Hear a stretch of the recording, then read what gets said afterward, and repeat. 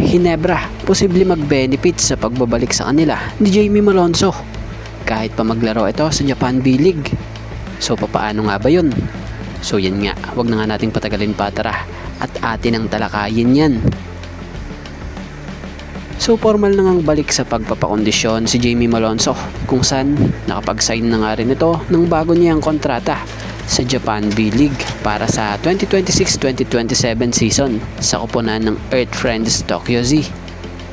So matatandaan namang ang status ni Jamie Malonzo sa PBA hindi nga ganong kaganda dahil sa nakabilang ito sa mga manlalarong saklaw ng 3-year ban dahil sa pagpili nito noong magtungo sa ibang liga sa kabila ng alok ng kontrata ng kanyang dating mother team na Barangay Ginebra. So about sa Japan B-League career nito, bago pa man nga siya pumirma sa koponan ng Earth Friends Tokyo Z para sa darating na 2026-27 season, dati na nga rin po itong nakapaglaro din sa Japan B-League.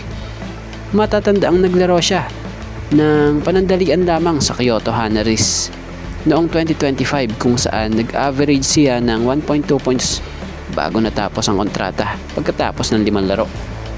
So bagamat may pangit siyang naunang experience sa unang team na napaglaruan niya sa Japan B-League dahil sa halos kakulangan talaga sa playing time, sana dito sa bago niyang koponan na Earth Friends Tokyo Z ay siya'y magamit na at mabigyan or magkaroon ng mas magandang playing time na.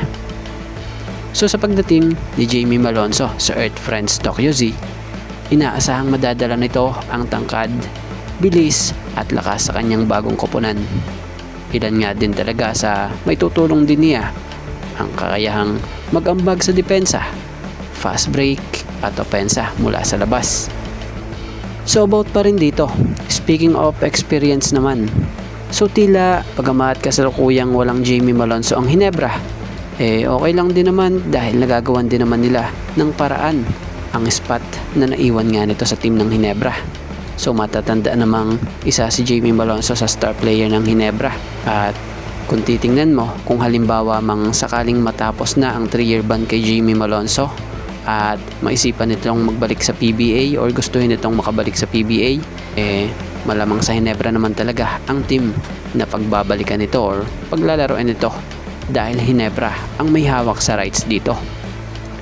So malaking bagay ang pagdating sa puntong iyon, lalo pat bit-bit niya yung experience at kasanayan niya sa paglalaro sa ibang level ng kompetisyon. So hindi natin pagkakaila na masasabing mas mataas talaga ang kompetisyon sa Japan B-League kumpara mo sa PBA dahil daming national import doon at players nila doon. So for sure, mas makikita doon ng iba't ibang uri or bigat ng mga laro. So about sa kung sakaling makabalik Ginebra ito after ng 3-year ban niya, kung sakali for sure, magbe-benefits rin talaga ang Ginebra dito kung titingnan mo yung positive side nito.